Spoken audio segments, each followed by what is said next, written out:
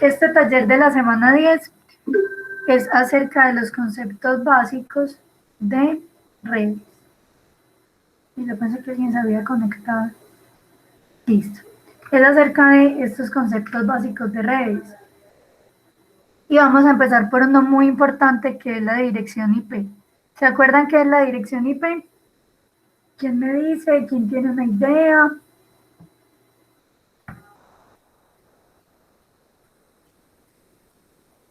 Nada. No se acuerdan de nada. Entonces activamos los micrófonos, que es que quiero que la clase sea participativa. O sea, no quiero estar yo sola hablando y hablando y hablando, sino que entre todos lo construyamos. Es un taller que ya debemos tener hecho. Entonces sí quiero que entre todos nos ayudemos a resolverlo. ¿Estamos? Oigan,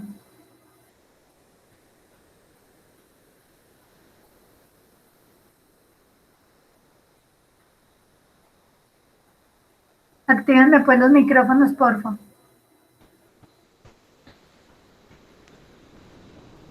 Vamos a activar los micrófonos y vamos a resolver las preguntas entre todos. Listo. Profe, Hola. la dirección IP es un conjunto de números que se identifica de manera lógica y jerárquica. ¿Lógica y qué? Y jerárquica. Bueno, pero ¿qué identifican? Bueno, eso que La pusiste es señal de la fácil. red. Es el identificador de cada uno de nosotros en Internet. Listo. Entonces acá vamos a hacer, yo les voy a dar como una definición que me parece que está muy bien hecha. Listo. Es una etiqueta numérica que identifica de manera lógica y jerárquica, muy bien, Justin, mira que ahí está lo que dijiste, a un dispositivo dentro de una red que utiliza el protocolo IP. O sea, que es lo que nos identifica en Internet. Listo. Ahora, ¿qué es una dirección dinámica, IP dinámica y una dirección IP estática? ¿Qué creen que es? ¿Cuál es la diferencia?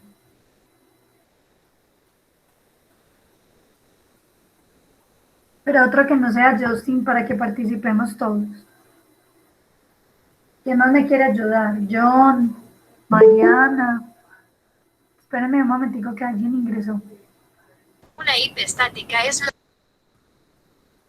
John, hable usted. ¿Cómo me va a poner robotcito, pues?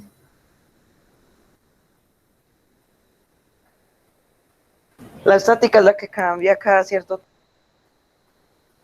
Cada cierto que.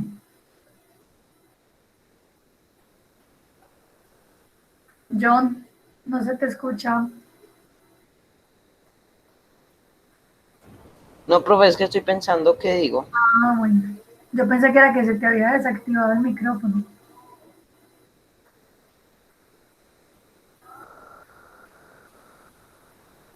Profe, la dirección IP dinámica es Sí. la que es la asignada al usuario mediante un servidor Sí. DHCP. Ujú, muy bien. ¿Y qué característica tiene esa dirección dinámica? ¿Cómo? ¿Qué característica tiene esa dirección dinámica? Hay algo que la caracteriza. Que funciona en grandes empresas. Sí, y además que siempre está cambiando. Eso es lo más importante de una dirección dinámica, siempre está cambiando. En cambio, una dirección IP estática está fija. La establecemos normalmente, pues, manualmente y queda ahí. Entonces, esa es la diferencia básica. Una dirección IP dinámica está cambiando cada cierto tiempo de manera automática y una dirección estática siempre está fija en el equipo. Ahora hay otras dos direcciones IP muy importantes. Una es la pública y la otra es la privada. ¿Qué creen que es la dirección IP pública y qué es la dirección IP privada?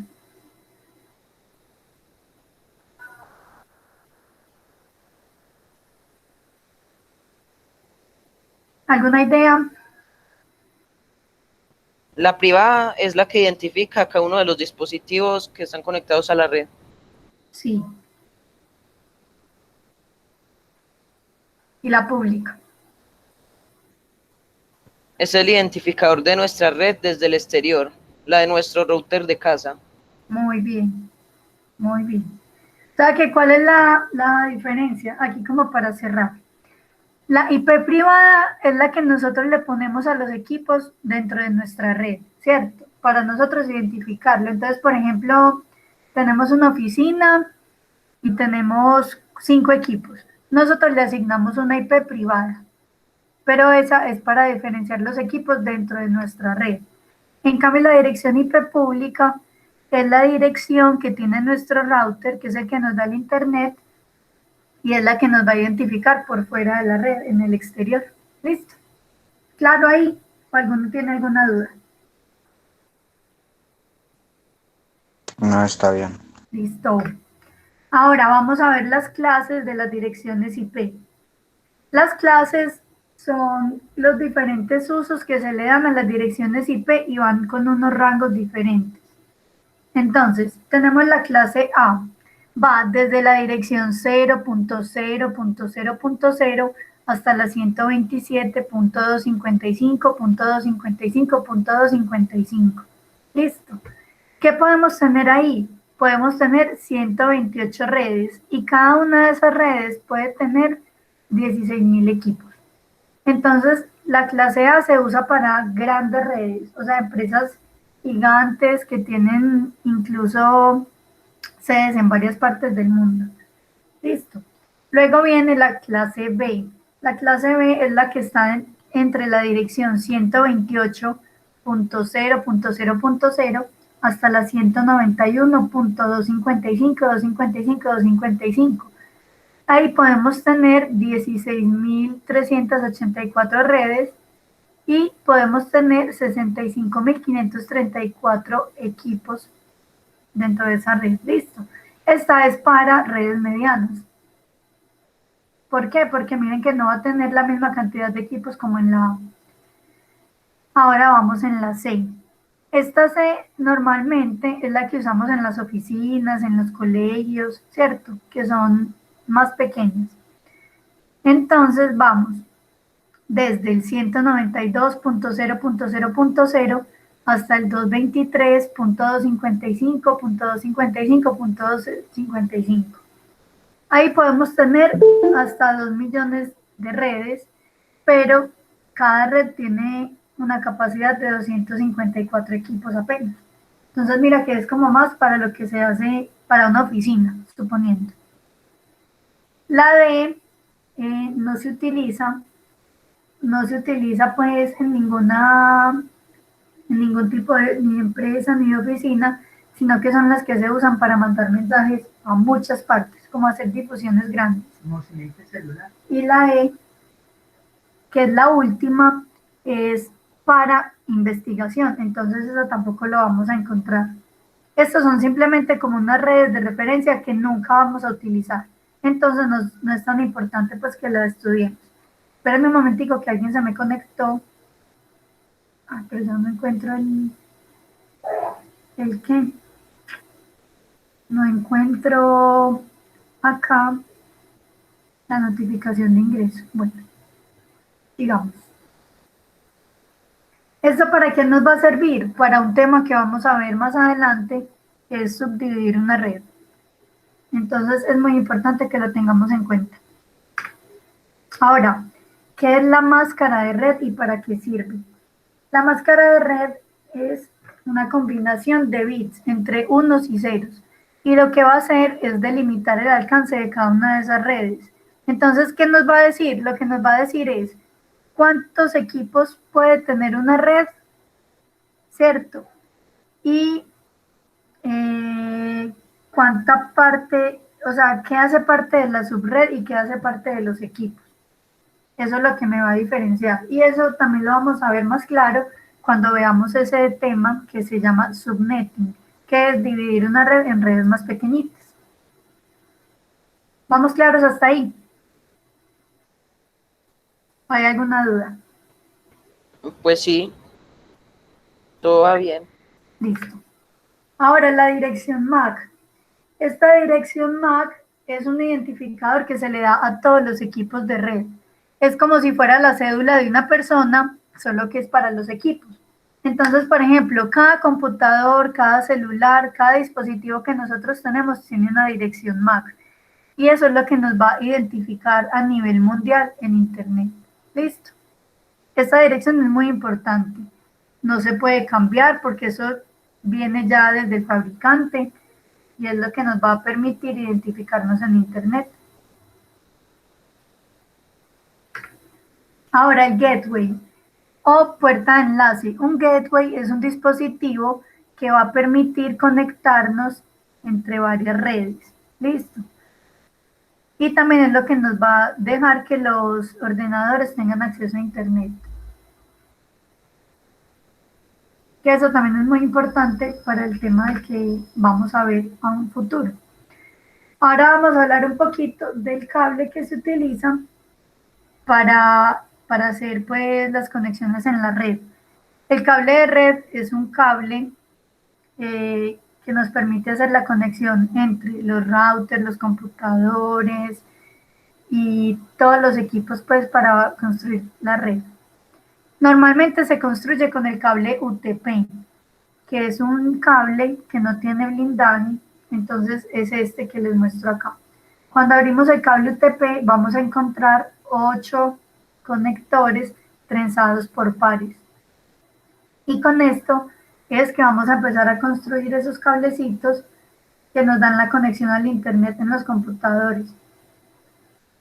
Para construir este cable hay dos normas. Una se llama la T568A y la otra es la T568B. ¿Esto para qué nos sirve? Este es un estándar de construcción, pero con estas normas vamos a poder construir el cable de red directo y el cable de red cruzado. ¿Qué es un cable de red directo? Vamos a ver las diferencias.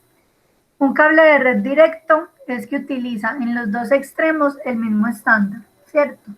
Entonces, por ejemplo, a los dos extremos le ponemos la norma T568A o a los dos extremos le ponemos la norma T568B. ¿Qué nos va a conectar esto? Eso es para conectar, por ejemplo, el computador al router o el computador al switch. O sea, en resumen, nos va a conectar equipos diferentes.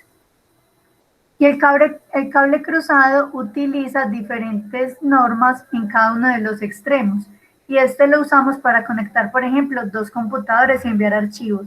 O para conectar dos routers. Listo, nos conecta equipos de la misma, que tengan la misma función. Eso también, cuando volvamos al colegio, vamos a hacer esa práctica. Vamos a construir algunos el cable directo, algunos el cable cruzado y vamos a hacer pruebas con cada uno de los dos. ¿Alguna duda hasta ahí? ¿O vamos bien? Bien. Estamos bien. Listo. Ahora vamos a hablar de esos dispositivos que nos van a ayudar a construir redes. Vamos a hablar de los más importantes. Entonces vamos a empezar con el módem.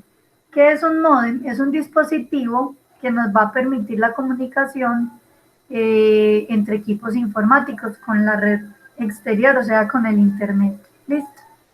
Que es normalmente el que a nosotros nos dan cuando van y nos instalan Internet pues en la casa. Un hub es un dispositivo que permite que podamos conectar varios equipos a la misma red. Entonces, por ejemplo, si tú tienes 3 equipos en la misma parte, los puedes conectar a un hub y luego este hub lo vas a conectar, por ejemplo, al módem de Internet. ¿Listo? Un repetidor. ¿Qué es un repetidor? Por ejemplo, en casas muy grandes o que tiene, por ejemplo, paredes muy gruesas, va a llegar un punto de la casa donde ya la señal no va a llegar bien. Entonces, ¿qué tenemos que hacer? Poner un repetidor que lo que va a hacer es que va a coger esa señal y la va a fortalecer para que pueda llegar a lugares más lejanos. Hay algunos que son repetidores para redes cableadas y otros que son para redes Wi-Fi. Por ejemplo, el ejemplo que tengo acá es un repetidor para una red Wi-Fi. Un puente. Los puentes o bridges, que se llama pues así en inglés, tienen una función parecida a los repetidores, pero que nos van a permitir dividir una red. Entonces, por ejemplo, si yo tengo una empresa muy grande, yo puedo con el puente dividirla y si por ejemplo hay un daño, no tengo que tumbar toda la red, sino que solo tumbo una parte de esa red para verificar pues qué error tiene y arreglarlo. Entonces no voy a afectar, por ejemplo, toda la empresa, sino una pequeña fracción. Para eso nos sirve el puente. O por ejemplo también nos sirve para liberar tráfico. O sea que no toda la información se envía a todos los que están en la red, sino a los que realmente la necesitan. Eso nos va a ayudar mucho a que la red funcione bien. Un router es el dispositivo que determina cuál es la vía más rápida para enviar los datos y también es el que nos va a dar acceso a internet. Entonces, un router es de los elementos más importantes a la hora de construir redes. Ahora vamos a hablar de las redes cableadas y de las redes inalámbricas. Entonces, ¿qué es una red cableada? Una red cableada es la que se conecta mediante cable todos los ordenadores y los periféricos. ¿Qué es un periférico? Por ejemplo, una impresora. El cable es el medio a través del cual toda la información se transmite. Entonces acá les puse un dibujito de cómo sería una red cableada. ¿Cuáles son las ventajas de las redes cableadas? Obviamente la red cableada va a tener un mejor desempeño que la red inalámbrica. Entonces ofrece un rendimiento muy bueno, mayores velocidades, es más estable. ¿Cuáles son sus desventajas? Como hay que tener cables y equipos pues especializados, puede ser un poco más costoso, es más difícil hacer la instalación porque el cable tiene que llegar hasta cada equipo y es muy difícil ampliar la red o expandirla. ¿Por qué? Porque entonces ya hay que volver a instalar el cable, para eso hay que tener canaletas, que no queden pues los cables por ahí sueltos. Entonces no es tan práctico hacerle la expansión. En cambio, las redes inalámbricas son redes donde no hay cables y la transmisión se hace por ondas. ¿Cuáles son las ventajas? Es más fácil la instalación y es relativamente económica, tienen buen alcance, se pueden conectar muchos dispositivos, es muy fácil de expandir y es muy fácil cambiar, por ejemplo, el lugar donde tengo los dispositivos porque no tengo que mover los cables, porque no hay. Y las desventajas, es menos segura, alcanza velocidades menores, tiene menor estabilidad y la señal inalámbrica se puede interrumpir, por ejemplo, por una pared o por un espejo, por un vidrio. Y la última es que no sabemos qué efectos secundarios puede tener esa radiación electromagnética de las redes. ¿Vamos claros hasta ahí? ¿Alguna duda? ¿Me dejaron sola? No, profe, ninguna duda. Listo. Y vamos a ver la última parte, que son la clasificación de las redes según su distancia. Listo. Entonces, la primera que vamos a encontrar es la red LAN. En inglés es Local Area Network, pero en español significa red de área local. La red de área local es la que conecta los equipos en un área pequeña. O sea, por ejemplo, en una oficina, en un edificio. Listo. Es como la más pequeña que tenemos. Luego vamos a la que sigue en orden de tamaño, que es la MAN. La MAN es Metropolitan Area Network, que ¿qué significa? Red de área metropolitana. Entonces, este tipo de red ya tiene un alcance mayor, incluso puede ser dentro de una misma ciudad. Esta Puede ser, por ejemplo, una empresa que tenga varias sedes dentro de la misma ciudad y tiene todos sus equipos conectados a una red. Ahora vamos a la WAN. La WAN es Wide Area Network, que significa red de área amplia. Esta puede cubrir distancias más grandes. Incluso podría alcanzar hasta un país entero. Dice que más o menos puede estar entre 100 y 1000 kilómetros. Y este sería el ejemplo de empresas más grandes, como el Éxito, que tiene sedes en todo el país. Ellos tienen sus equipos conectados en una área WAN. ¿Listo? Y la última es la VPN. La VPN es una Virtual Private Network o una red privada virtual. Esta es una red que se crea a través de Internet, ¿cierto? Y se conectan pues los equipos que se requieran. Muchas veces las empresas también lo usan cuando, por ejemplo, los empleados tienen que viajar. Entonces crean la red para que ellos desde cualquier ciudad del mundo puedan seguir accediendo a los recursos de la empresa. O también cuando hacen, por ejemplo, teletrabajo, crean una red virtual privada para que los trabajadores puedan acceder a los recursos de la empresa. ¿Listo? ¿Alguna duda? ¿Vamos bien? ¿Les quedó claro todo? ¿Quieren ampliar información sobre algo? Yo tengo una duda. Dime. Por ejemplo, para las personas que utilizan datos, ¿cuál es la que utilizan VPN o qué? No, esa es una red inalámbrica también, pero es la que va, pues es la red de telefonía celular, que en este momento es la 4G. Pero esa funciona pues diferente. Hay unas radiobases o unas estaciones que van por toda la ciudad y el celular accede a la radiobase más cercana. Entonces esa radiobase es la que le presta los servicios. Pero también es una red inalámbrica, solo que es a otra escala. Gracias, profe. Con mucho gusto. ¿Alguna otra duda? Profe, Hola. ¿dónde puede encontrar esas diapositivas? Yo se las voy a montar ahorita en el Edmodo y el video que les vaya a montar pues en la clase también les va a servir. Entonces, bueno, voy a dejar de grabar ya la clase, y ya fue lo básico, y ya les sigo resolviendo si tienen más dudas.